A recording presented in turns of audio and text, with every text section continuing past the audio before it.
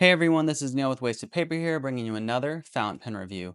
If you're not familiar with Blake's broadcast, he is actually one of the YouTubers I watched when I started my channel, at least before I was watching him. And a lot of my content, or at least the way I learned how to do things, started with his content.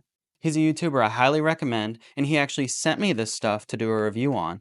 What we have here is an awesome note, I hope, a pen from Omas, which I've never done an Omas review, so this one's kind of exciting. And then I also have some of his paper. If you're not familiar with his brand again, I'll have links in the description down below for his channel and his website where he makes his own notebooks. This guy is a paper god. I know almost nothing about paper compared to him. This guy's just super smart, and I cannot thank him enough for doing this, and everything about it. It's just awesome for me. That being said, we're going to start off with the pen. The reason I have this Omas pen is because me and him were actually talking about Italian brands and pens in general that we haven't really reviewed or, showcased, I guess. And he offered to send me this Omas. This is a really high-end Omas from what I know, so I'm a little nervous about going into this. I'm so nervous. And since I've never had him on the channel, that's always fun too. So starting off with the box, we have a white box with some silver embossed font that says Omas. And then on the side here, it tells you what pen we have. You're looking at the Omas Paragon in wild celluloid with silver trim and a 14K broad nib. Here's the box from under that outer sleeve. It looks like we have Saffiano leather here. At least that's what this pattern and colorway really reminds me of. And then underneath that, it looks like we have more of that leather. Really nice looking Saffiano leather, if that's what this is. Isn't the most supple leather or anything like that, but it does look very nice when you see it from a distance or on camera. It's just not like the most soft or anything like that. Oh, dang. Yeah, this is crazy. Hold on. So this is actually just insane.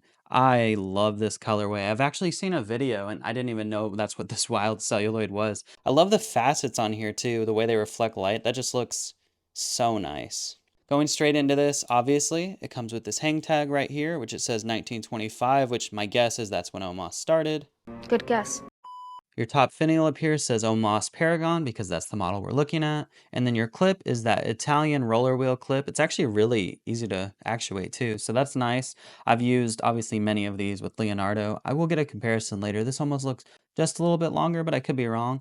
But it actuates really easily. I can't believe the way light reflects off this. I just love how that looks. For their band, it's like a geometric triangle pattern here. It's pretty unique looking for sure, and I love that it is also faceted. They didn't go with that round ring on here. I think it looks really nice. The engraving reminds me a lot of the Minerva I did recently, where that underlayer is not the cleanest I've ever seen, but in general, I mean, this looks really nice otherwise. You have one trim ring right here at the middle, which marks the end of your cap.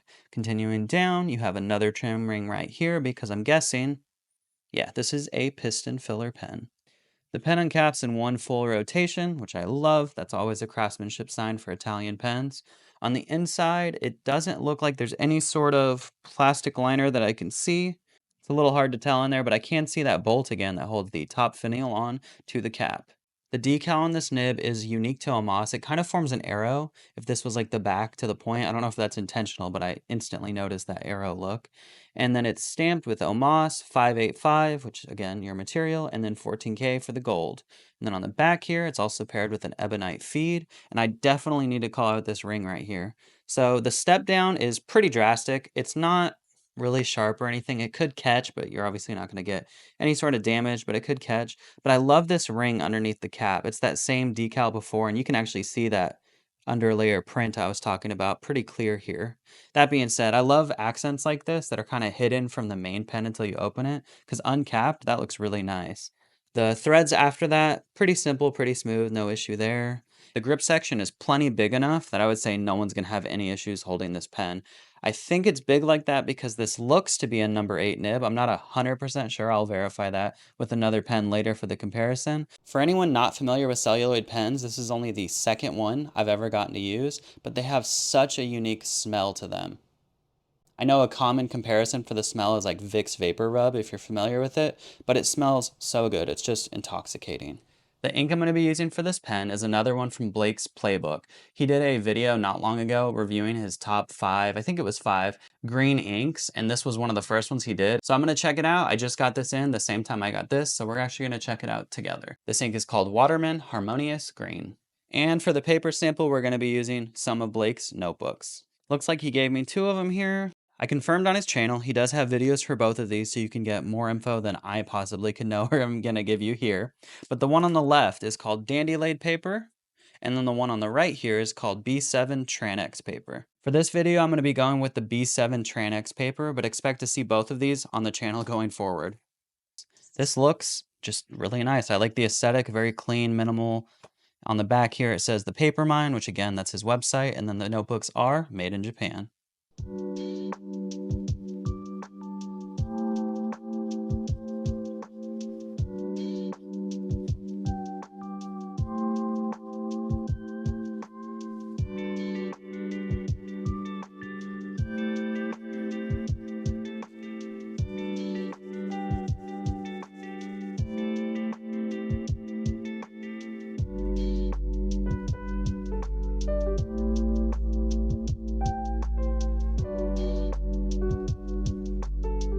For starters, dang, this pen is one of the wettest nibs I've probably ever used.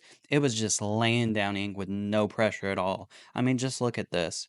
With almost no pressure, this thing just has ink pouring out of it. As for the writing sample, I got really clean lines. For the most part, I would say every angle I wrote with was smooth. There was one spot, and it's probably again because I write irregularly, but there's one spot when I was sideways that it was almost, I don't know if I would say catching the paper, that's probably not right, but I could feel just a little bit more feedback than every other angle.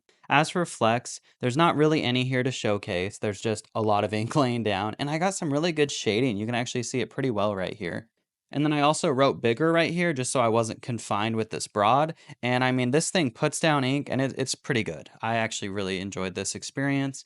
I don't know that I would have really any critiques other than like there's that one spot where there was just a little bit of feedback. But other than that, I mean, this is a really nice writer. I also really like the green color of this ink. It's a bit darker than the one that is like my favorite green, but it's a really nice shade. And this paper, he's smoother than a baby's bottom.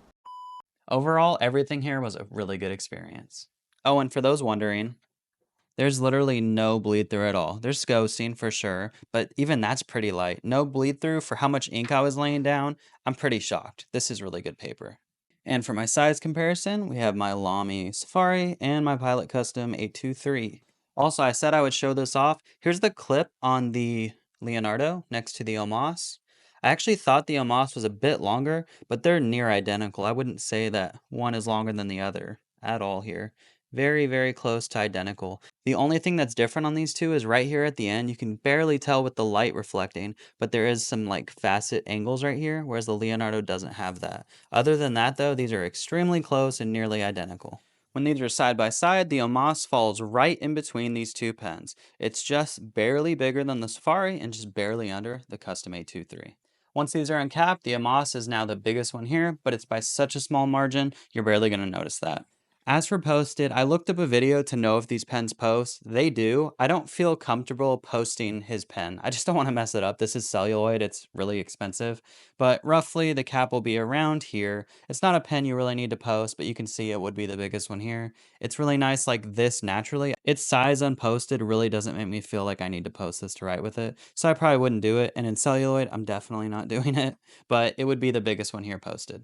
When it comes to the price for the Omas Paragon, this is their most premium line, at least right now with Omas, so it is a pretty steep price point. The MSRP is $1,095 for this pen. On Endless Pens, they actually have it the cheapest I can find it at $876. And my affiliate code actually gets you an additional discount there. You can use Wasted Paper at checkout and get this for $788.40. It's so hard to gauge when a pen gets up that high in price point if it's worth it. I would say if this is a pen you want, it's 100% worth that. The celluloid is super nice, and honestly, this wild one that I've seen, on other pens, what have you, in person, it just looks so good. I love that from the cap to the body, these facets line up perfectly too. I really enjoy that attention to detail. As far as my critiques, it's actually ironic that in my Minerva video I had the same one. It's that under layer on the cap here. I can just tell you that it looks a bit grainy. It's not like the cleanest looking aesthetic. Now it may be intentional to have this like grainy look. I don't know that it's not.